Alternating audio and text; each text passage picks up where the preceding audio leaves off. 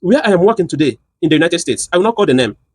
Seminarians wrote to Rome that their formation is very difficult. When I was in second year philosophy in Cameroon, not Nigeria, an anonymous letter was written also to Rome, telling them how the superior was not leading the seminary very well.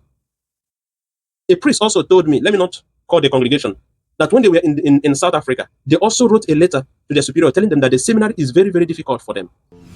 You see, personally, as a Catholic priest, I was disappointed with the reaction of some of my brother priests, Catholic priests, these few days on social media, especially on Facebook, because of what somebody wrote, a priest wrote, that the formation of priests in Nigeria can be toxic.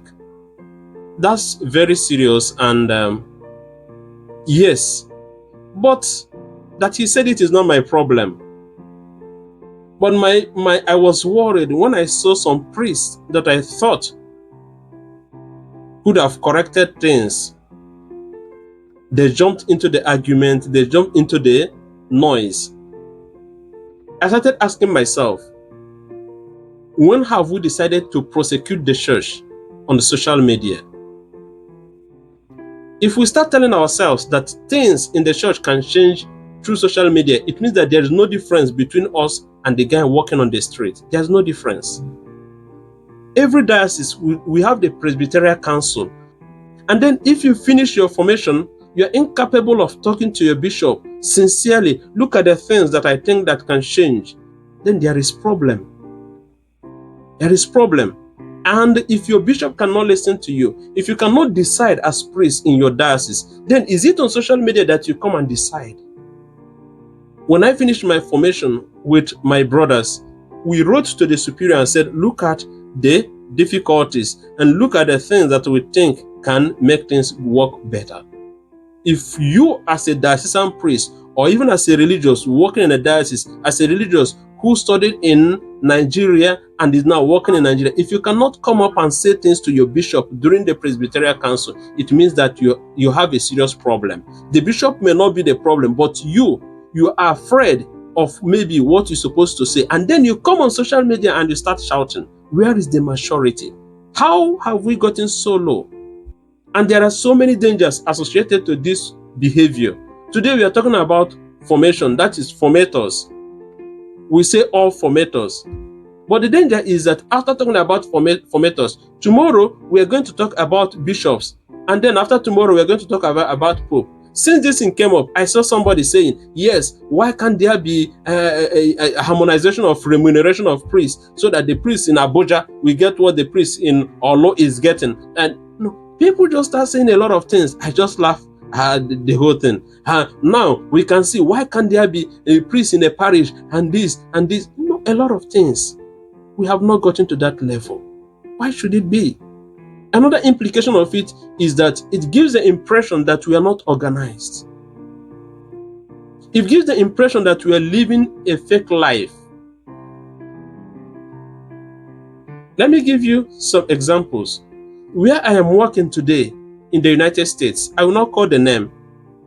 Seminarians wrote to Rome that their formation is very difficult. These are seminarians that have individually a car that they are driving, and these cars are fueled, and they receive a certain amount as pocket money, not less than $200. But they have been there a few years ago with another superior. They said the superior was okay. So it means that their difficulty is linked to the new superior that was sent to them in their seminary.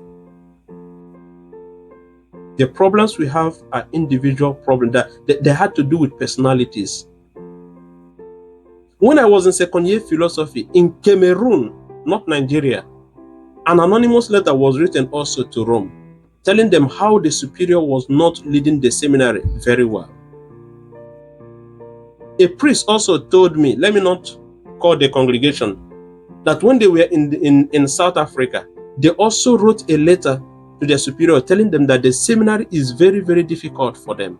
In all these things, nothing so serious comes out of it. Because everybody knows that formation to priesthood is difficult around the world. Difficulties, they vary. What an American calls difficulty, when I look at it, I just laugh. Then I look at my formation in Cameroon. I look at my formation in Congo. When we were in Congo also, one of the countries that came there, they wrote to their superior, we should not be sending somebody here again because it is difficult, and all the rest of them. I have given you example of United States of America. I have given you example of Cameroon. I've given you example of Congo. Even in China, formation is not easy. When you think that it is easy for you, another person by your side is saying this formation is very difficult. Even that formation you say is toxic in Nigeria, for example, another person pass through it and say, I enjoyed my formation, I enjoyed my seminary days. Formation to priesthood is never easy anywhere. Let's not be carried away by social media vibes such that there will be no difference between us and the guy walking on the street. I'm not saying it from a point of view of, belittling others, but this is the reality of it. That something is difficult doesn't mean that it is toxic. That somebody didn't get admission into a congregation or whatever, a diocese. Let me take myself as a typical example. I wanted to join my diocese as a young guy, Olo diocese. And I was told, no, Olo has so many candidates that they're incapable of taking the whole guys from their minor seminary, then let alone somebody who didn't do the minor seminary. And I understood it. When I went for interview with the Spiritans, my name was around 500 and that year. 500, and I'm not exaggerating. But this is a congregation that wants to take about 25, and 12 are already admitted. They went through the juniorate, or the people that came in the previous year and who are on internship waiting on the list. So among these 500, and they were going to take about 10 or 15. Before me, about 2 people were, they were cancelled completely because their baptismal card has mistakes on them. These are very, very rigorous because we have a lot of candidates. It is natural everywhere. It's not a sign of wickedness. It's not toxicity, but even in business, we know that when the demand is high, the price goes high. But when the supply is higher than the demand, the price goes down. In priesthood in Nigeria, we have a lot of candidates, and that's why you can easily be pushed away. It's as simple as that.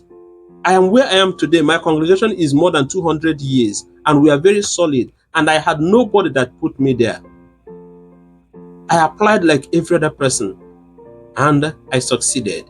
Some people today will tell me, Father, help me to get admission. I said, our vocation director doesn't tolerate that rubbish. I'm talking of the Oblates of Mary Immaculate. Please, dear fellow priests, let's stop this brouhaha. Now we have made the noise. After making it, what will change in the seminaries? Seminarians will now start challenging formators? No. Being a good formator, it depends on individual. And that individual, you may not know the person 100%. The person will come and start being a superior in his own way. If he's good, he's good. If he's not good, he has some few years to do, and he will go away. Another superior will come. That's how it. Call him superior, call him rector. Honestly, I was really surprised that we priests, we get so low in Nigeria to start discussing all these things. And some people will say, yes, it is time to change it. Now you have made noise on the social media, on Facebook. Go and change it in the seminary. Tell the seminarians to start challenging their formator.